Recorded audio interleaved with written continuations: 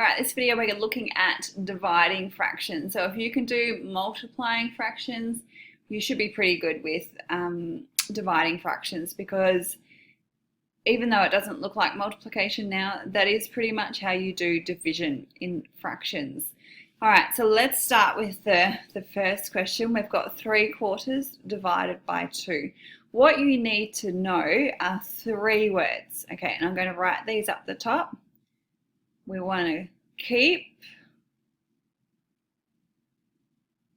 change, flip. Okay, so everything happens in that order. Keep, change, flip. So with the first question, I have 3/4 divided by 2. Now, if there's no fraction here, we got to turn it into a fraction. So remember, just to turn something into a fraction, we just do divided by 1 or over 1. This keep, change, flip means we keep the first fraction exactly the same.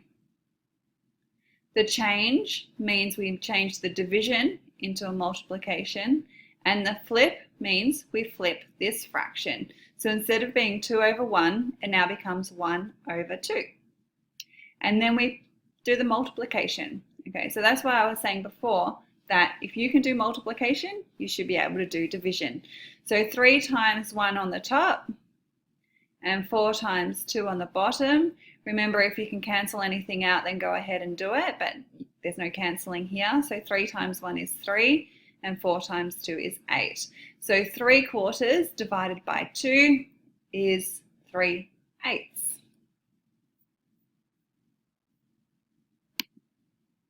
All right, let's move on to another one. Let's do D.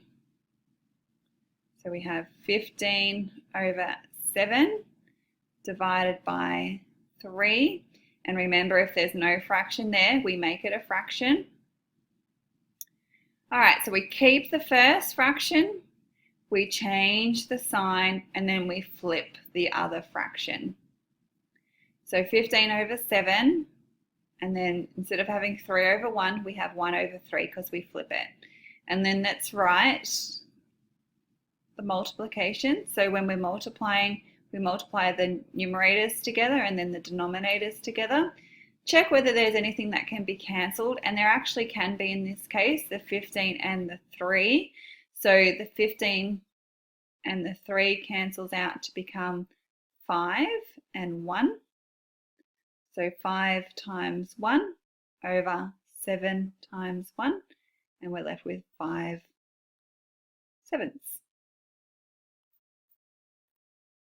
All right, so I'm just going to clear that, and let's do H. So H, we have 1 and 13/14 divided by 9, which isn't a fraction, so let's turn it into a fraction. Now we can't do anything until we change this mixed number into an improper fraction. So that 1 can become 14 over 14, and then we have 13 over 14. I'm going to keep the division in the 9 over 1 here now, because I don't want to do everything in one go. Let's add the 14ths together. So 14 and 13 gives you 27. So I have 27 over 14. Now let's do the multiplication. So we keep this one, change a sign, and then flip the last fraction. All right, so just like before, can anything be cancelled? And I might do this in red because I think when I write over it in blue, it gets a bit hard to see. Now the purpose of doing this, actually I haven't done this in videos, but you can say this can be rewritten as that. Okay, so 20, instead of having 27 over 14, you can have 27 over 9, as long as your denominators stay on the bottom and your numerators stay on the top. And this only applies for multiplication, okay? Because when you're multiplying it, it doesn't matter the order. It's like saying, well, 5 times 2 is 10 and 2 times 5 is 10. It's the same in fractions. You can switch denominators and it doesn't matter. Okay, so now we can do 27 divided by 9, which is 3, and 1 on 14. So remember, if you don't have a fraction, we can turn it into a fraction. So 3 times 1 gives you 3, and then 1 times 14 is 14. This cancelling part is extremely important. Otherwise, you're going to be sitting there for a while thinking, well, I know 27 times 1 is 27, but what is 14 times 9? And then you'd probably go up here and do 14 times 9 and then work it out that way. And there is nothing wrong with doing that, but this way of simplifying it does save time. Okay, let's move on.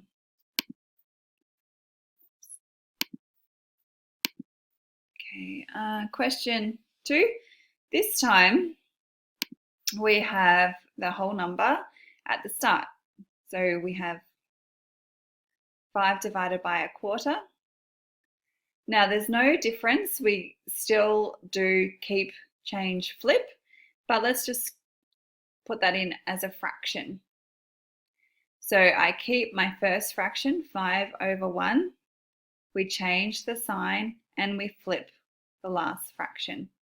So now I have 5 times 4 on my numerator and 1 times 1 on the denominator, and we always write that as the whole integer, not over 1. Okay, I'm not going to do the rest because I think they're pretty much following the same pattern. So let's move on to question 3.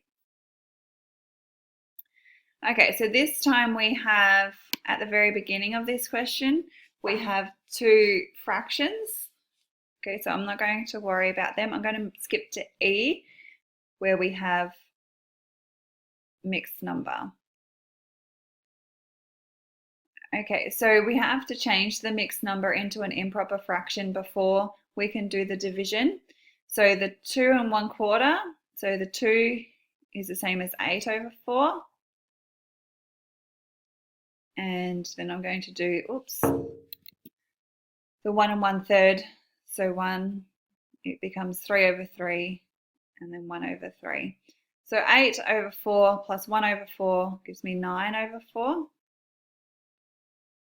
Then 3 over 3 plus 1 over 3 is 4 over 3. And now we can do the keep, change, flip.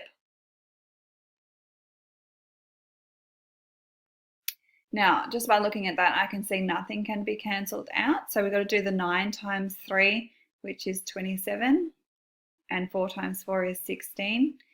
And then how many times does 16 go into 27? Goes in once. And what's our remainder? 11. 11 over 16. So we get 1 and 11 over 16. So there's nothing really complicated about the division part of this. It's the changing from an a mixed number into an improper fraction. Okay, I'm not going to do any more because if you can do multiply, you can do division. If you can switch from a mixed number to an improper fraction, you should be fine. Now, if you still have trouble converting from a mixed number into an improper fraction, so what I mean by that is these ones here down the end, then you need to come and see me and we'll work one-on-one until you understand how to do that. But good job, keep it up, and I'll see you soon. Bye-bye.